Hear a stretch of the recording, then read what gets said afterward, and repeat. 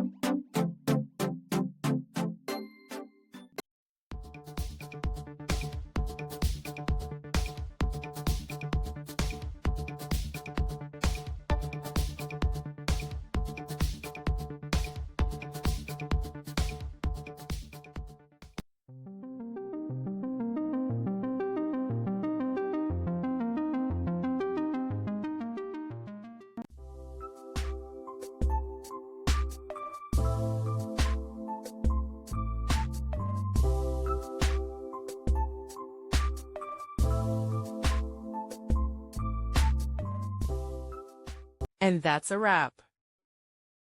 I hope you found the answer you were looking for. If you did, take a second to hit that subscribe button. It really helps out.